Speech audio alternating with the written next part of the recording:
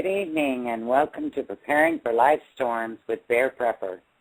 Today is Tuesday, January 15th, and it's my pleasure to welcome you in tonight. Whoops, it's January 22nd. Woohoo! I'm a week off.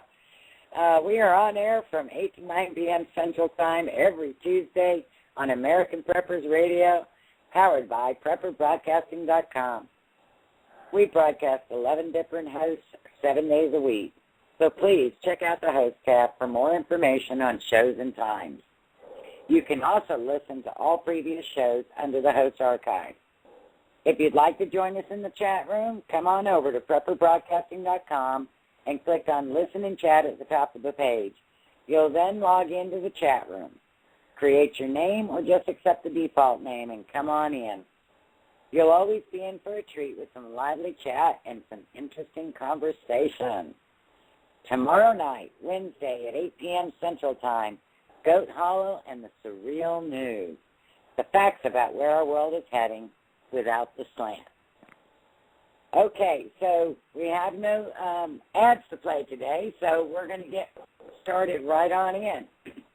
I'm really glad to see everyone here tonight, and it should be an exciting show. I thought it was about time that I had an open mic night. And I want to let you know you're free to call in at any time at 347-202-0228 with any thoughts or questions or responses. So tonight's topic is going to be, where's your line in the sand? But your question does not have to be with that. It can be whatever you want it to be or whatever you want to say, as long as you keep it respectful and a family show. Let's try to keep the language to a minimum or none, which would be appreciated. Okay, so I thought of this topic about a month ago, and over the last week, this has come up a lot. So I guess the timing was probably right for it. So the first thing I want to do is I want to read you something that puts into words what I have been thinking and what I've been feeling lately. So the article is titled, Where is Your Line in the Sand? I have a question for you. It's not meant to be answered, nor is its purpose to cause angry discourse. It's a question I ask solely for your serious and internal consideration, and I sincerely hope you do take the time to reflect on it. Where do you draw the line in the sand with the government taking away your rights and freedoms? Do you stand up to them once they come break down your door in the middle of the night, mistaking your home for a known drug den? Do you wait until they raise taxes to the point where you can no longer afford to pay it and your house payment, so they evict you from your home and thus you become homeless, living on welfare? Do you wait until they arrest a friend, a family member, or a child because they collect rainwater or sold raw milk or gave a meal to a starving member of the homeless community without a permit? Do you wait until someone you love is accidentally murdered or maimed by an accidental drug raid? Do you wait until you're locked up for participating in terrorist activities? Or simply walking into the bank and closing your account on the same day there's a protest for that thing? Or do you go along with the crowd and wait until everyone else takes a stand? Then, once you have waited as long as you possibly can under the hand of tyranny and can no longer tolerate the status quo of oppression, how is it that you actually take your stand? Do you raise your voice and shout your anger to the world? What would that accomplish? Do you refuse to no longer be a part of their structure of control and by way of passive resistance refuse to pay tribute in the form of taxes in hopes of defunding the Treasury? Do you allow yourself to go to prison for your passive resistance? Or do you speak out in defiance and try to educate your fellow citizen slaves, knowing that because of your protest, you can be legally labeled a terrorist under the NDAA and face the bloody situation of men in SWAT gear raiding your home in the middle of the night and detaining you as a threat to our national security? Whatever your line in the sand may be, this is a reality we all face. The situation with our freedoms will continue to get worse until we decide how far is too far and stand united in our defiance to the continued criminalizing of our rights. So once again, I ask you, when do you make your stand? Where is it that you will draw the line? By Eric Voliva from the Independent Register. You know, the lines are open, folks, at 347-202-0228. Don't forget, you need to press 1 in order to speak to me. You know, with all the executive orders that have gotten me feeling like a frog in a pot of water, it's heating up so slowly, and I'm noticing just how really hot the pot has become. They are so close to having everything in place to change our world overnight. This feeling has caused a shift in my focus and passion for the Preparing for Life Storm show. I feel like we are currently in the eye of a hurricane, and the worst part of the storms are getting ready to move over us. My mind continually goes back to Hurricane Katrina, when the military went in with trucks and lots of manpower and lined up in sets of 5 on either side of the door as they hollered, "We're here to help." They broke down the doors and came in and took everyone's weapon. Most never got it back. I wonder how close are we, and where is my line in the sand? I believe I have hit my line in the sand, and since my voice is my strongest asset, I am trying to use it to wake people up and help them see just how close we are to losing all our rights and freedoms. I know that many of you have had your line in the sand crossed a long, long time ago, and I see you also using your voice as your weapon of choice. Recently, while doing research, I happened upon an Alex Jones video where he was talking about Ron Paul's recent statement about our line in the sand. Ron Paul was asked by Alex Jones, what does he believe will be the American people's line in the sand? Ron Paul insinuated that taking our guns will start a civil war. The people will resist. I have also heard people say when they come to get your guns, just let them have them. Let's live to fight another day. I'm not sure whether that is something I can do. I am already on every list imaginable for reasons other than my YouTube and radio show. So I don't think anything I say here will put me in deeper than I already am. That is a conscious choice I made before ever starting to put myself out here to help others. I believe I would have to resist nonviolently. At that point, and I pray to live for another day. Or maybe, just maybe, pull my head in like a turtle and protect my family, letting others do the fighting. I'm just not sure. To say I'm fighting and mean it when confronted with a dozen men with guns is a difficult thing to be honest with yourself about. So again, I ask you, where is your line in the sand? So folks, I'd love to hear from you and where your line in the sand is, or if you think you've reached your line in the sand. You know, you'd be surprised how many others out there feel the same way you do and are just not good at articulating it. There'll be no judgment. There'll be no recourse. Use a fake name. Do it however you like. But let's hear from some of you of where your line in the sand is. And if that's just too much for you, and you've got a canning question or a dehydrating question or a prepping question or a garden question, feel free to call on in. And if I can answer it for you, I will. If not, we'll throw the question at the chat room and see what kind of answers we get back.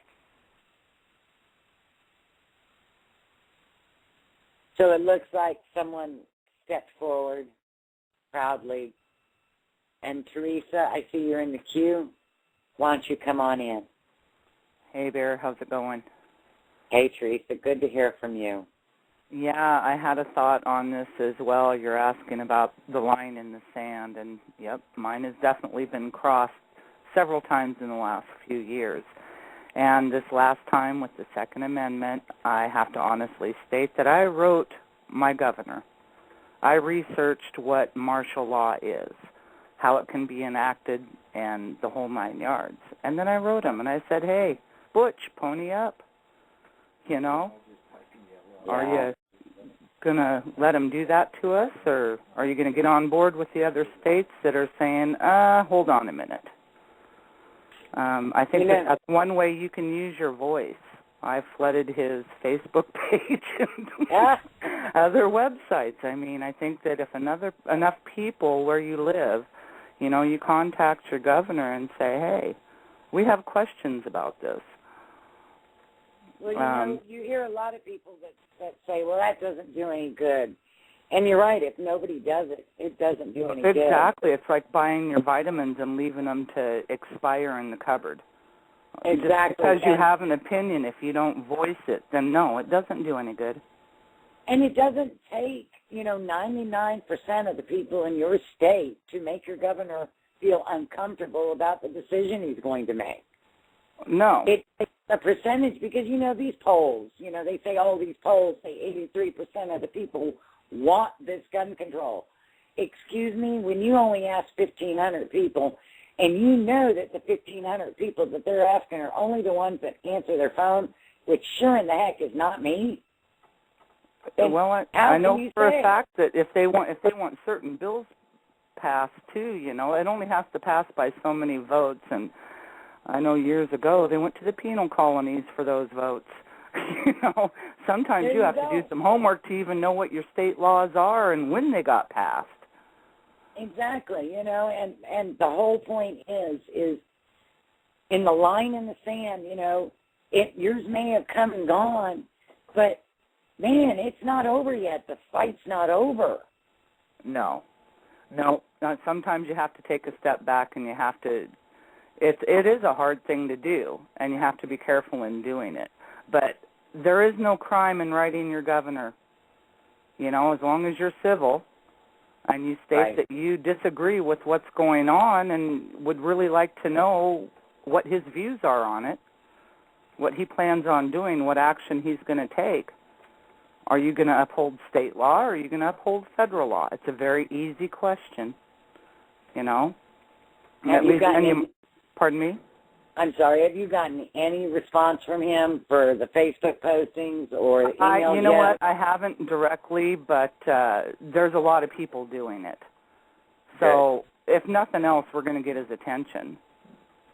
And that's the whole point. If we get their attention, then they will realize that there are people who are awake and who are aware of what they're doing, and it's got to stop. Well, I noticed even in the president's speech prior to the inauguration, when he was signing these executive orders, he stated that, there's going to be some areas of concern with traditional states. They grew up with their firearms, they live by their firearms, and they might take some special persuasion. In so many words, I can't quote that, but that's the gist I got. And I'm thinking, damn straight. I'm going to have a problem with that, dude. I've got people to feed.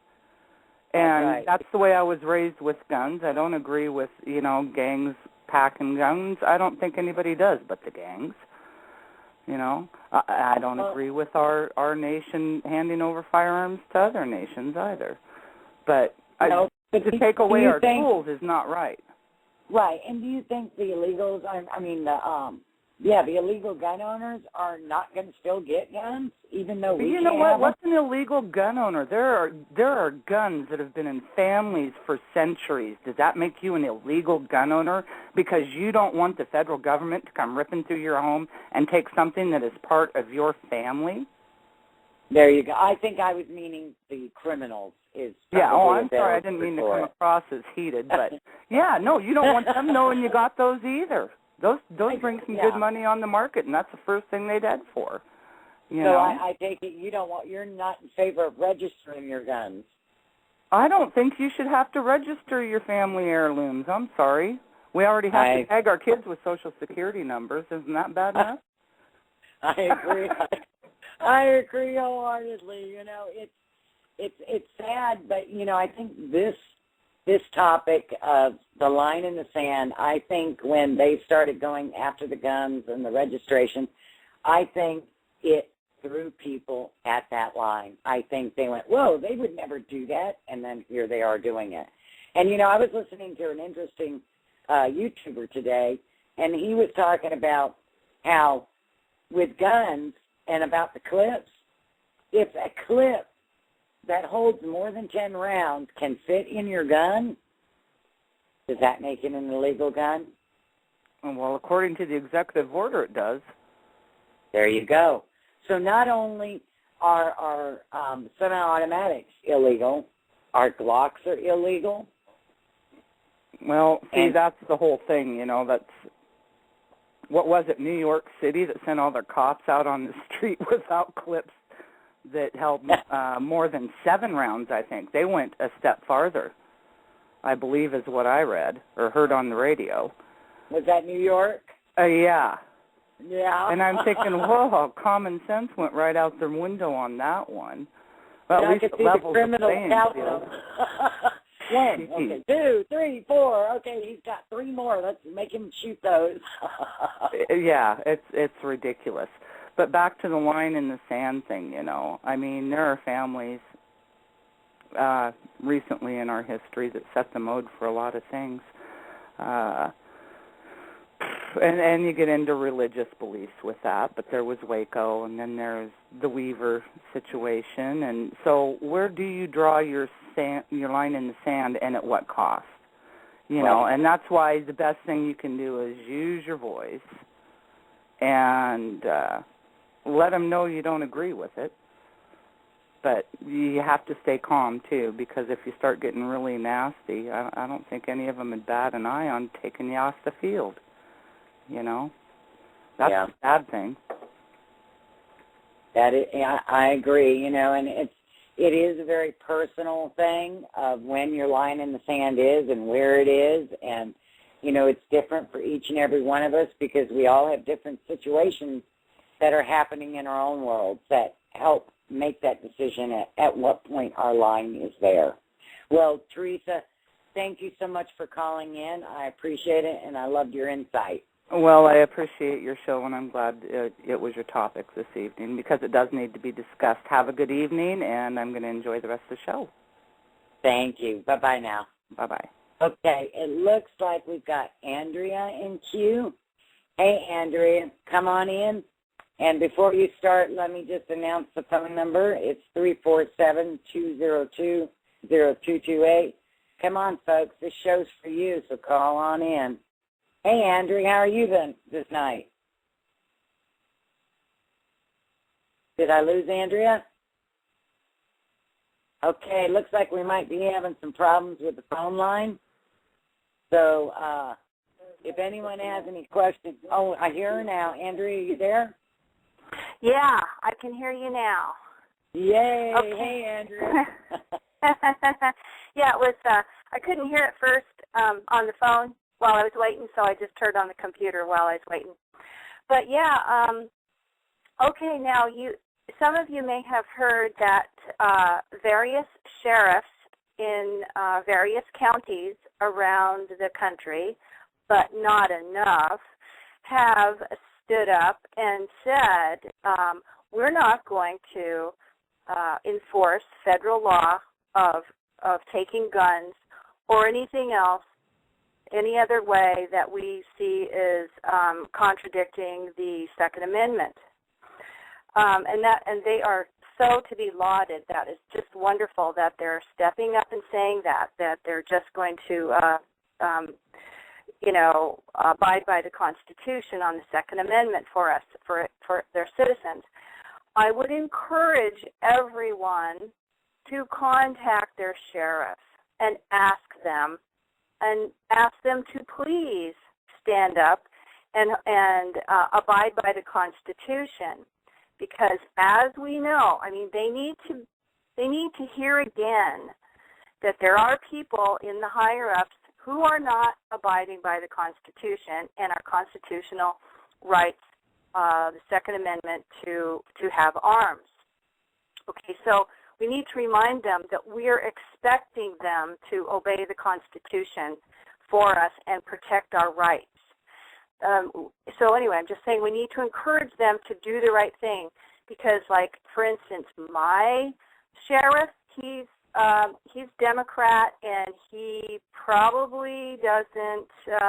He's probably with Obama on this, and we just need to encourage him to, like him and others like him, to respect the Constitution over public officials who may not be respecting the Constitution. So, well, you know what? If you think about it, Andrea, if you've got 10 counties and that's 10 sheriffs, and only one of those sheriffs is saying, no, I'm going to do whatever the president wants, when they got 9 others around them saying, no, we won't take their guns, I don't think he's going to take their guns either, because that puts his citizenship in jeopardy.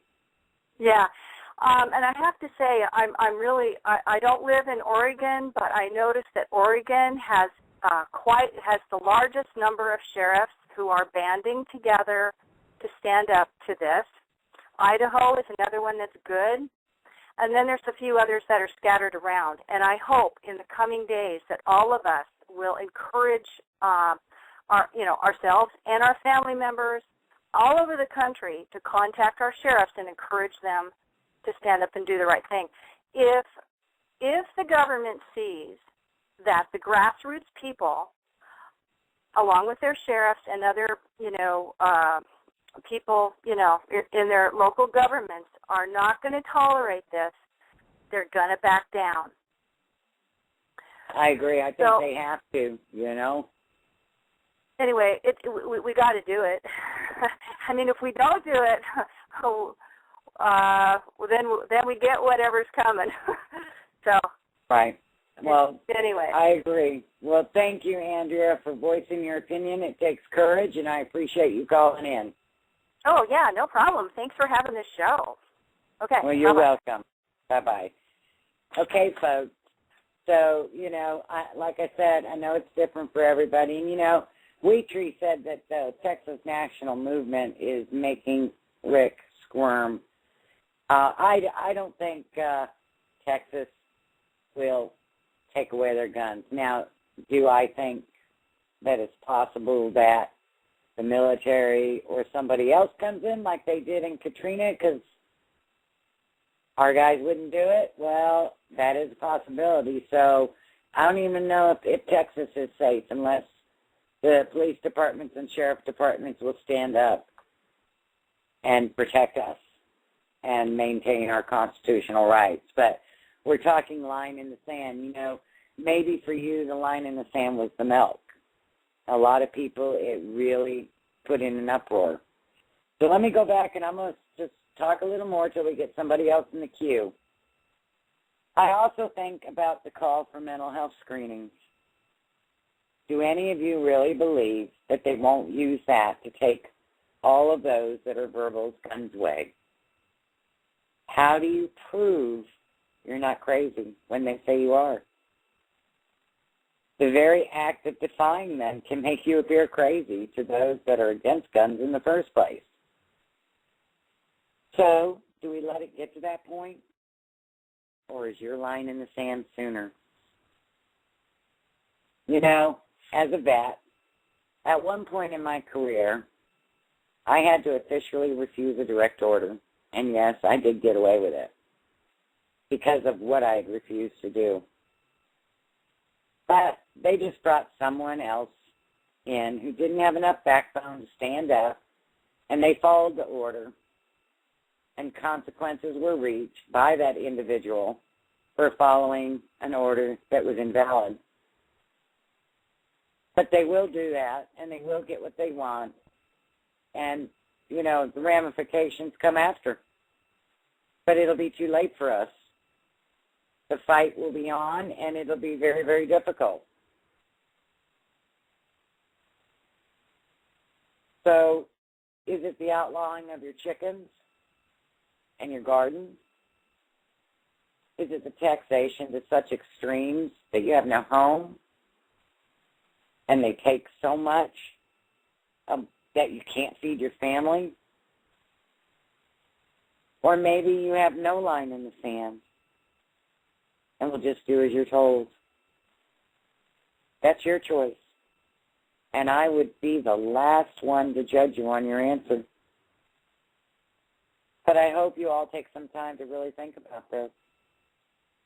In the heat of the battle, it's not the right time to decide, because your decision will be to just go along due to nothing but fear. Okay, it looks like we've got DB in the queue. Hey, DB, come on in. Yes, it's me, Bear. Hey. I couldn't stand it any longer. Good for you. I think this is the year of the pushback, and I think you're going to see a lot of crazy psychopaths is what you're going to hear, who have holed up in their homes and got gunned down. That's what's going to be reported. Right. Now, I honestly think in reality, they are going to be people probably very much like myself who have hit the limit of what they're willing to accept. And they will go down because they are meeting a far superior force. And when that happens, there's only one story that's going to be told, and that's the winner story. And I think we're going to see a lot of stories about, like I say, crazy people, psychopathic people. Go ahead and put whatever you want down as the description, that have, by necessity for the safety of the neighbors, were gunned down in their homes. You know, I think that's why he's rolling the mental health and gun issue in, because that is the path they've chosen to take. It's very easy to say, well, they were crazy and they had all these guns in their house and, you know, they died because they wouldn't give up their gun. It's what they're setting up. I mean, you'd have to be blind not to see it. I don't think they're going to go into detail as to how many guns or how much ammo was there, unless they absolutely have to, in order to justify their story. They will. They're going to leave it. Are going to react. Well, I think they're going to leave it as much to the mental health aspect. Keep pushing it towards the mental health aspect and keeping away from the concept that these people feared the government and what the government was becoming, and were taking steps accordingly. This has gone beyond the pale. This has gone beyond, at least for me, I'm a very intolerant person to start with. It's gone well beyond what I'm capable of tolerating. And I actually even questioned, I told you before the show I doubted I would get on, but actually I'm seeing a degree of support from my wife, so I guess I'm not as stupid by saying this in public as I thought. And, you know, it's people like you that are willing to just stand up and say, you know, I've hit my line, that is going to make the difference for others. You know, it's going to give them the courage to say, now, wait a minute, I'm not alone in this. And I think that's the problem. We all think we're alone in this because it's so scary to stand up and say enough is enough. And it's clear that there's going to be a number of people that are going to be sacrificed up front before enough people wake up to actually make a difference. And neither one of us, don't get me wrong, we are pretty hardcore, I would say, preppers. We are going to do everything we possibly can to make it out the other end. But at the same time, we both realize we are not young. We are not as physically fit as we should be or could be. And our ability to maintain the life physically is probably, honestly, in question. In other words, we're going to give it our best shot, but we don't really expect to make it out the other end. Right. So scary. The way things are right now makes it even less likely. Right. So that's my 2 cents, Bear. You got other folks in the queue, and I don't want to tip my hat too far. Okay. Well, thank you so much for calling in, DB. Have a good evening. Not a problem. You too. All right, folks, I'm going to take a minute break because I am burning up because I'm frustrated, and this is some great conversation going on here tonight, and I hope more of you call in. It looks like we've got G-Man and ZM, and it would be nice to hear from ZM. It's the younger crowd and how he feels about it. But let me take just a quick little break here, a little music interlude, and I'll be back.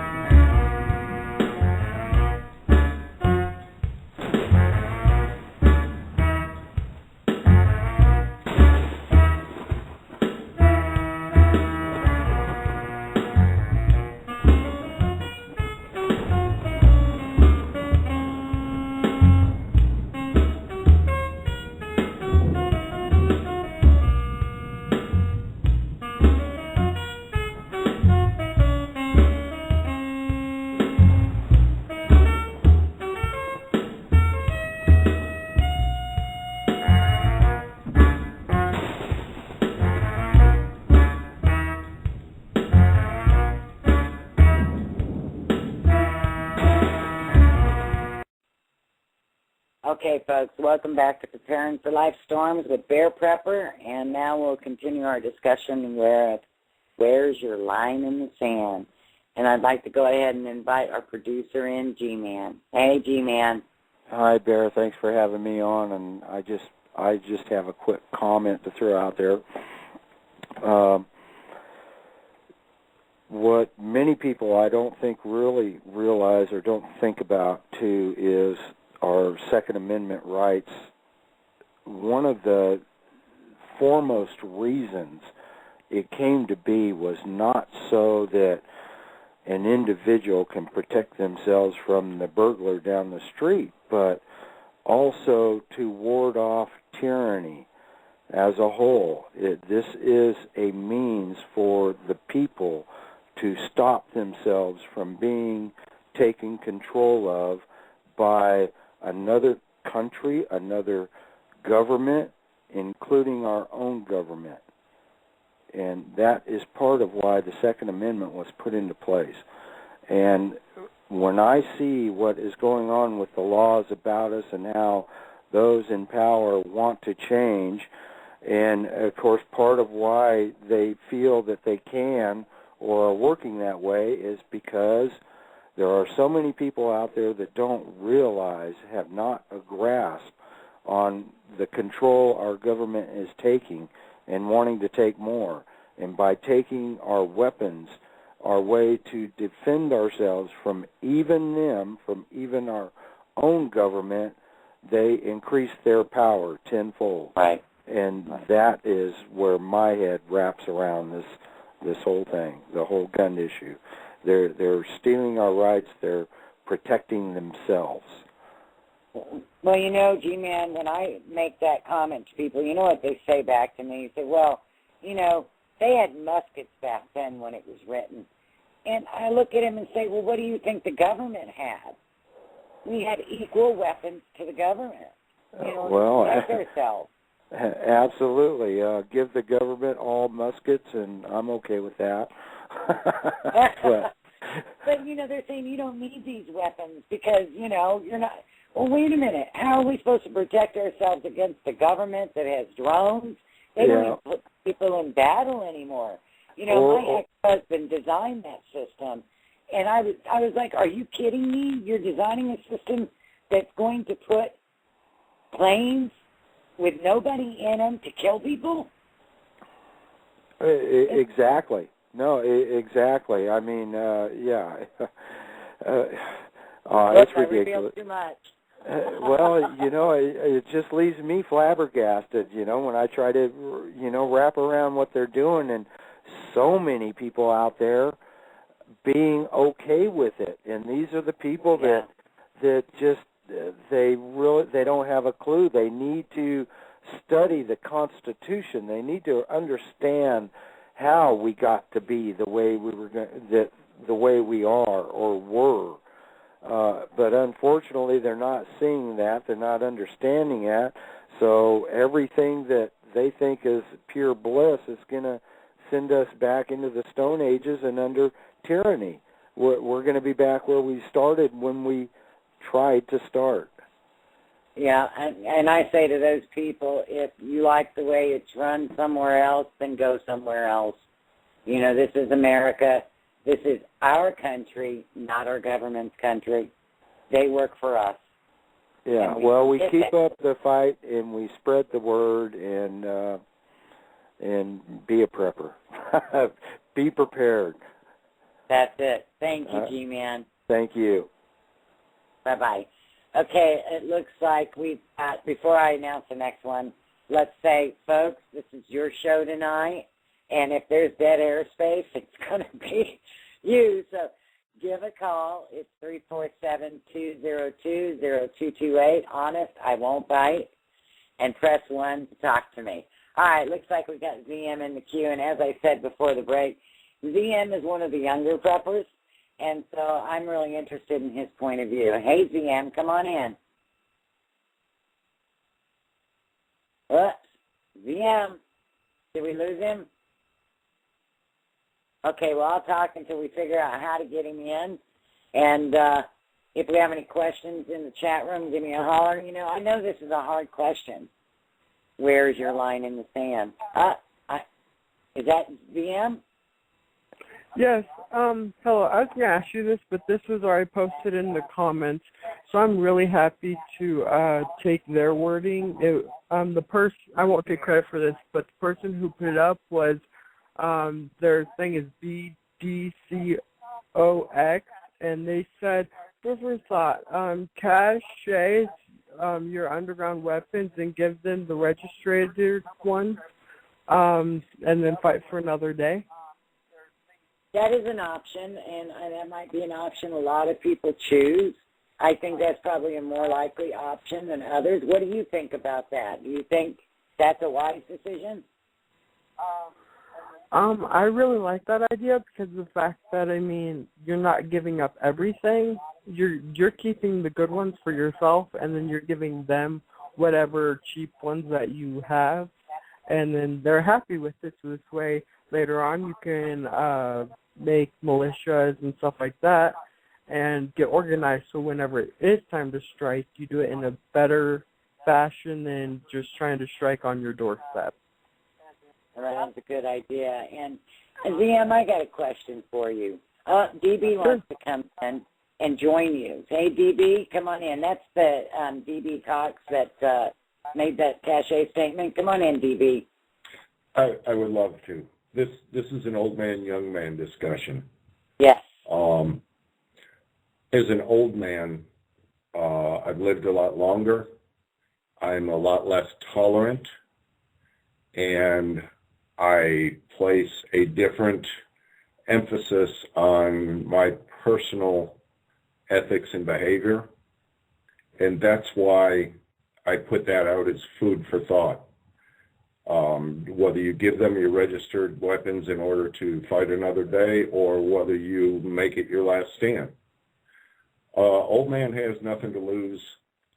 Old man says, you know what, I'm not going to compromise myself no matter what the price I pay is. And a young man, not wrong, I'm not saying this is wrong. A young man would say, no, we give them the registered weapons because we can do more on the back end. And that's because a young man is capable of doing more on the back end than an old man is. Oh, very well stated, DB. Very well stated. And that's true. I mean, there's hope.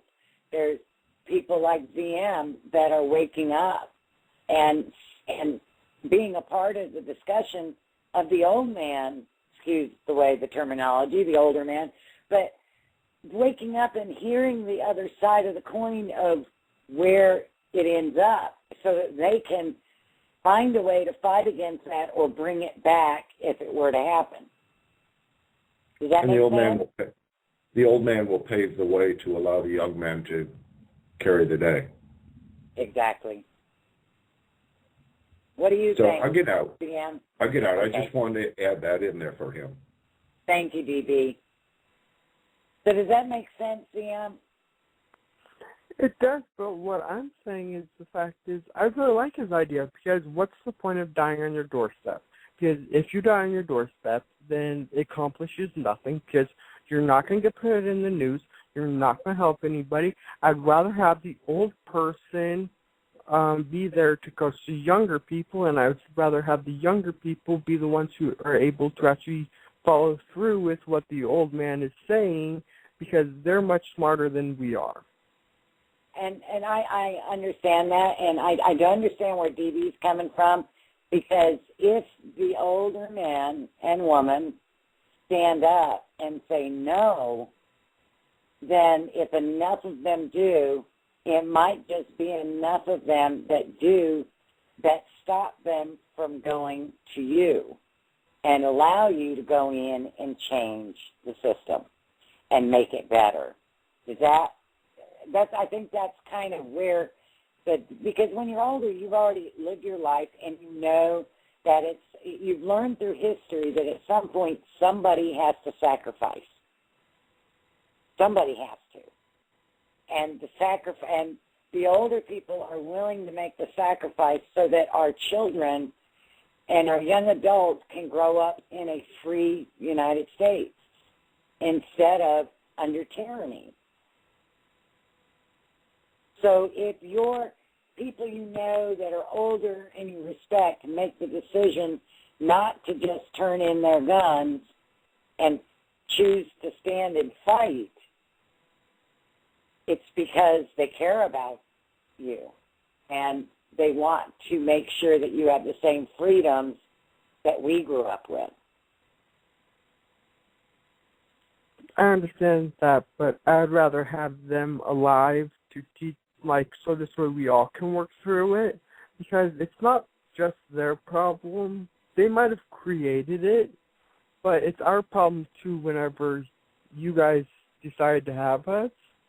And so that makes us, we should carry on if you can't. And I understand that some people are just like, hey, let's die on our doorstep, so maybe it might change something, but it's not. I mean, I'd rather have them here to help me change in a better way, not stooping down to the government's level. And I agree. That's what we all hope for, and that's why we're trying to be vocal about it. We're trying to use our voices so that it never comes to that. And someone like you speaking up too helps tremendously, because it means the generations are changing. They're seeing, they're not just sitting back and accepting everything that's being spewed to them. They're researching. They're looking. Now, you may not agree with everything someone says, but you're looking into it. You're trying to find out where your place is and your balance is, and that means a whole lot to me. I just have a problem with the people that aren't waking up by now because, I mean, with everything that's happened, how can you not be up? Like, everyone should right now be stocking up at least a week's worth of food. But, I mean, that's what I really hate about our country is we're ignorant. Right. We went to sleep. That's all it is. Everyone's gone to sleep. But you know what? I'm finding every day more and more are waking up. And so we're making a difference. And you remember that you're making a difference. Just keep trying. Eventually, you will see the difference that you've made. And I want to thank you so much for calling in, ZM. It was so great to chat with you tonight. Yep, no problem. Have a good evening, hon. Yep, good night. Good night. Okay, looks like we have Blue in the queue. Hey, Blue, come on in. Blue, you there? Okay, folks, let me talk, I guess, while we see if we can get Blue in the queue, out of the queue and into the room. Blog Talk Radio is having some issues tonight with their application with the phone, so we're just going to try to work around it, Blue. We're not ignoring you. We're trying to get you in. I'm sure G-Man is. So just hang in there, and we'll get you in as quick as we can. So there's a lot of great chat going on in the chat room, and you're right, BB, GM, he does. He lets us know that there is still hope. You know, we can't give up, and we just got to keep focusing. And maybe what we're doing wrong is we need to focus more on the younger generation, you know, and help them open their eyes, find a way to connect with them, and help them understand about this line in the sand and where this line might be. Okay, it looks like we may have Blue. Hey, Blue, come on in. Hey, Barry, how's it going? Good. How are you this fine evening? Oh, this is the first time I've been able to catch the program, so I thought I'd give you a call. Well, I'm glad to have you. There's not only do the youngsters need to open their eyes, but they need to look around, get a good look all around, because not only while we're worried about the Second Amendment, but we're also approaching that 90-day extension that they put on that physical cliff. And nobody's noticing that. Well, I think you got to pick your points, you know, and you're right. You're absolutely right. We've got that 90-day extension, and what are we going to do then? I think they're going to cave. What do you think? They better do something. They need to stop spending. But there's also another thing I saw on the chats where people were talking about doctors having to report if you have guns in the house. Well, it don't matter if they report if you have guns in the house. There used to be doctor-patient confidentiality, but now all the government's got to do is go to your insurance company and say, well, we've been paying on these drugs that this guy's been collecting. And they'll be able to find out what's wrong with you without even going to a doctor. Well, that's true, but you know, I think most laws have it where if somebody's been committed to an institution that they can't have a gun. Whereas with drugs, you're right, that's not part of it. But I think it will be. After going through all those Alex Jones videos, he's got a deal on there where he's explaining that over the past 20 years, 99% of the mass shooters have been on some type of antidepressant or something like that. And it's just another way of getting the people to go out there and look at things. If a doctor tells you, well, you need to take this, you don't always need to follow what the doctor says. There's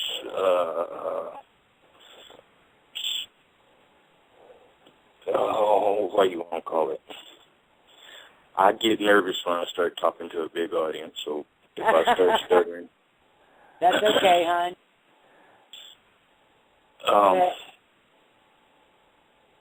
There's a lot of points that I wish I had time to make, but with the what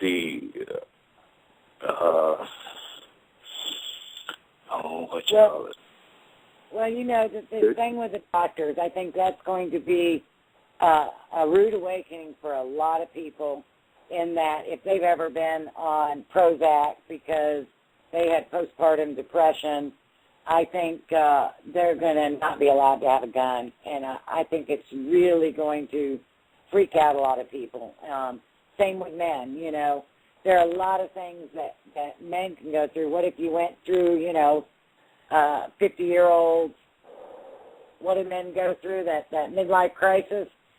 And you went to the doctor and got some help. You're going to lose your rights to a gun because 10 years ago you went and got some help, and I think that's where we're heading, Well, another thing that you're going to have to watch out for, the boys getting out of the military. If they've been to Iraq and they were in any type of gunfight, they're going to try and push them off as PTSD. Post-traumatic. Yeah, PTSD. Yep. Absolutely, and I think the vets we're all going to lose our guns anyways, but it is what it is. So I don't know what to say. I think we're at this boundary where once we cross this line, there's no going back, and I think it is going to change our world, and it is the final piece that they need before they collapse the system. I really do believe that, and I think that's why it's so important to me that everyone decide right now, where is your line in the sand? So tell me, Blue, where is your line in the sand? My line in the sand? I have to get up and look at it every day to see if I've crossed it or not. I have no idea. My line in the sand, I don't know where it is. But that's the question, and so that's what you need to think about, Hey, I appreciate you calling in. Thank you so much. We've got someone else in queue. And, folks, I'm probably going to continue this if I keep getting the calls. If I don't get the calls, then we'll end the minute the calls stop. So let's go ahead and get Gray Geek in. Hey, Gray Geek. Gray Geek. Okay, folks. Looks like we're having issues every time the caller tries to come in. It must be during the disconnect and reconnect of the other callers. But, hey, we're cool. We can deal with it, right? So here we go. Gray Geek. Up there, hold on. Gray, are you there, Gray Geek? Yes. There you go. Hey, welcome to the show, Gray Geek. How are you this evening? Very well. God, I can't believe I got on. Well, I'm glad you did. So what would you like to talk about? Well, there's people waking up all over. I had a guy at work the other day ask me are you a prepper? And I go, you don't have to advertise it, man.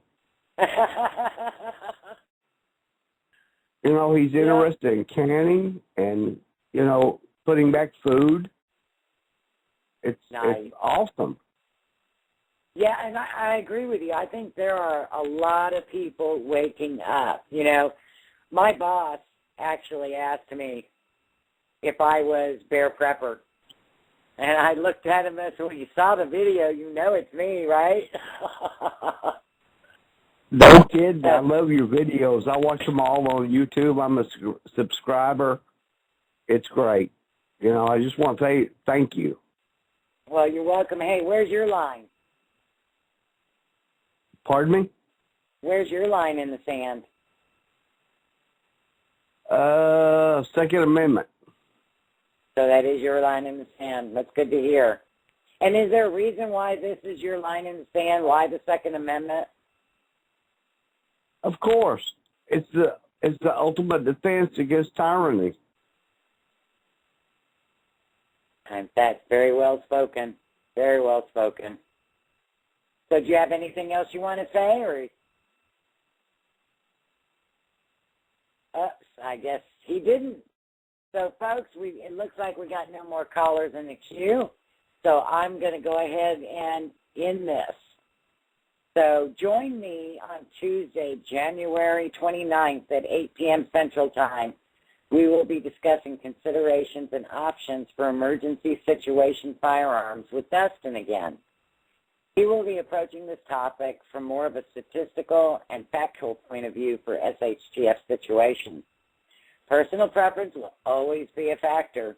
A firearm is useless if you won't or cannot use it. We will also be joined by Sissy Bob. Then she'll be giving us the female perspective, Guns for Women. I hope to see you there with these two great guests sharing their knowledge and experience. Gun thoughts for SHTF. For now, let me leave you with my weekly quote from Unknown. Stand up for what you believe in, even if it means standing alone. For now, you can find more from me on YouTube and on Facebook. Also, here every Tuesday on PrepperBroadcasting.com. Thank you for spending your valuable time with me. Good night and blessings.